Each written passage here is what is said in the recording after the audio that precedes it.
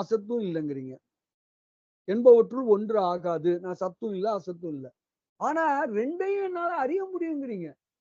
சத்தையும் அறிய முடியும், அசத்தையும் அறிய முடியுங்கிறீங்க. இருதிறன் அறிவுள்ளதாய். இப்படி இருக்கக்கூடிய பொருள் ஏதாவது இருக்க முடியுமாங்க? அது சத்தும் இல்லையா, அசத்தும் இல்லையா. ஆனா சத்தையும் அறியுமா, அசத்தையும் அறியுமா. இப்படி ஒரு பொருள் எங்கேயாவது இந்த உலகத்துல இருக்க முடியுமா என்ற கேள்விக்கு பதில் கொடுப்பதாக அமைந்திருப்பது அடுத்த குறட்பா, 18வது குறட்பா. இது எதை வலியுறுத்துகிறது என்றால், இது ஆன்மா சார்ந்ததன் வண்ணமாய் நிற்கக்கூடியது என்பதை வலியுறுத்துவதாக இந்த குறட்பா அமைந்திருக்கிறது. நேரடியாக குறட்பாவிற்குள் செல்லலாம். குறட்பா என்ன சொல்கிறது? இருளில் இருளாகி எல் இடத்தில் எல் ஆம் பொருள்கள் இலதோ புவி. இந்த புவியில் இந்த புவியில் இருளோடு சேர்ந்து இருளாகவும் எல் எல்ன்றது நம்ம குண்டு இல் போட்டிருக்கோம். எள் அப்படின்னு அந்த அந்த எள் போடல. நல்லா கவனிங்க. அப்ப இதுக்கு என்ன பேருன்னா ஒளி. எல் எல்னா ஒளி.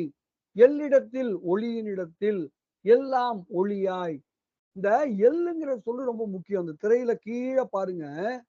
சூரியனுக்கு என்று அப்படின்னு ஒரு பெயர் இருக்கு. என்றுன்னா என்னைக்கு, on which day, on what day, on what date, at what point of time அப்படின்னு இங்க அர்த்தம் இல்லை. என்றுங்கிற சொல் இங்க எப்படி வந்திருக்குன்னா எல் கூட்டல் டூ. எல்ன்றது ஒளி. அப்போ ஒளியை உடையது. அதுக்காக தான் சூரியன். அதுதான் என்றுன்னு அதுக்கு பேர். சூரியனுக்கு இன்னொரு பேர். சூரியனுக்கு நமக்கு பல பேர் தெரியும். அருக்கன், ரவி, இந்த மாதிரி நம்ம பல பேர் தெரியும். அதுல இன்னொரு பேர் ஞாபகம் வச்சுங்க, என்று. சரி, அது ஒரு பக்கம் இருக்கட்டும். பாட்டுக்கு வாங்களேன். இருளோடு சேர்ந்து இருளாகவும் ஒளியோடு சேர்ந்து ஒளியாகவும் இருக்கக்கூடிய பொருட்கள் இந்த பூமியில் இல்லையோ? புவியிலதோ இந்த பூமியில ஒண்ணுமே அந்த மாதிரி பொருள் நீங்க பார்த்ததே இல்லையா? நம்ம அவர்கிட்ட கேள்வி கேட்டா அவர் திருப்பி நம்மகிட்ட கேள்வி கேட்கிறாரு உமாவதி சிவம். அப்படின்னா என்ன அர்த்தம்னா பொருட்கள் இருக்கின்றன. இருக்காங்க ஐயா. இருளோடு சேர்ந்து இருளாவும் ஒளியோடு சேர்ந்து ஒளியாயும் இருக்கக்கூடிய பொருள் இருக்காங்க ஐயா. என்னம்மா இப்படி கேக்குறீங்க? இப்ப மேலன்னு சொல்லக்கூடாது. ஆனா ஒரு எடுத்துக்காட்டு புரிஞ்சுக்கிறதுக்காக. மேல வானம். வானம்னா வெளி. வானம்னா வெளி. அது எங்கும் இருக்கிறது ஆகாயம். ஆனா இங்க நம்ம புரிஞ்சுக்கிறதுக்காக சொல்றோம். மேல வானம். இந்த வானம் இப்போ ரைட் நவ் இப்ப நமக்கு இந்தியால டைம் வந்து 8 o'clock இந்த நைட். வெளியில போய் பாருங்க வானம் எப்படி இருக்கும்? இருட்டா இருக்கும். இதே வானத்தை நாளை காலைல 8 மணிக்கு போய் பாருங்க. அப்படியே ஒளி மிகுந்ததா இருக்கும். அப்போ வானம் ஏன் இப்ப இருட்டா இருக்கு? நாளை காலைல 8 மணிக்கு பார்க்கும்போது ஏன் அது ஒளியாக இருக்கிறது? என்னங்கய்யா கேள்வி? இப்ப நைட் டைம் வானம் இருட்டோட சேர்ந்து இருட்டா நிக்குது. நாளை காலைல 8 மணிக்கு சூரியன் வந்துருவான். சூரியன் வந்துட்டான்னா சூரியனோட சேர்ந்து அது ஒளியா இருக்க போகுது. ஒத்துக்கிட்டீங்களா? இருளோடு சேர்ந்து இருளாகவும் ஒளியோடு ஒளி சேர்ந்து ஒளியாகவும் வானம் இருக்கிறது. ஒத்துக்கிட்டீங்களா? கொஞ்ச நேரத்துக்கு முன்னாடி கேட்டீங்களே அப்படி ஒரு பொருள் இருக்க முடியுமான்னு. இப்போ ஒரு பொருள் தெரிஞ்சு போச்சா? ஒரு பொருள் தெரிஞ்சு போச்சா? அதே மாதிரிதான் நம்ம கண்ணு. கண்ணு இப்ப நமக்கு எல்லாருக்கும் நல்லா தெரியுது. திரையில என்ன பாட்டு ஓடிட்டு இருக்கு நம்மளால பார்க்க முடியுது. ஏன் முடியுது? இந்த ஒளியோட சேர்ந்து கண்ணும் ஒளி பெற்று நம்ம அதை பார்க்க முடியுது. இப்ப எல்லா லைட்டும் இங்க ஆஃப் ஆயிடுச்சு. உங்களோட மொபைலும் சார்ஜ் போயிடுச்சுன்னா உங்களால ஏதாவது பார்க்க முடியுமா?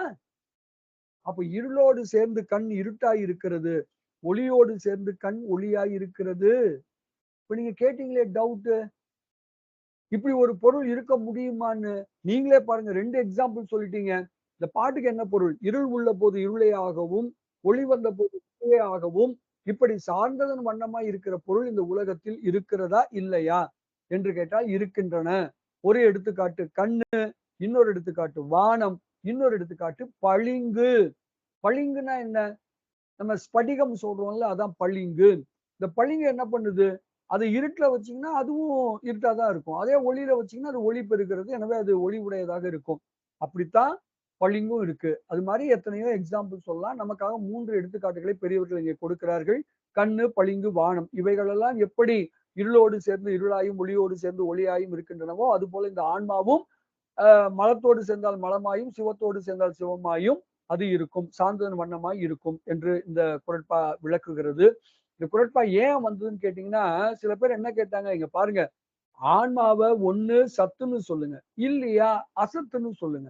இது 2ம் சொல்லாம, இந்த 2 தன்மையும் உடைய பொருள் சதசத்துன்னு சொல்றீங்களே, இது வந்து அநேக அந்த வாதமா ஆயிடுமே.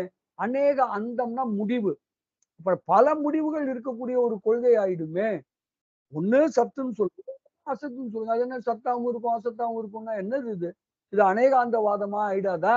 என்று கேட்பதற்கு தான் இப்ப இவ்வளவு தூரம் விளக்கம் கொடுத்திருக்கிறோம். சரி. இந்த அ கருத்தை பல பாடல்கள் விளக்குகின்றன. இதே திருவருட் பயன்ல 55வது பாடல் பின்னாடி நம்ம பார்க்க போறோம். "தன்னிறமும் பல்நிறமும் தானாம் கல் தன்மை" என்று உமாபதி சிவம் இதே நூல்ல 55வது பாடல்ல சொல்லப்போறார்.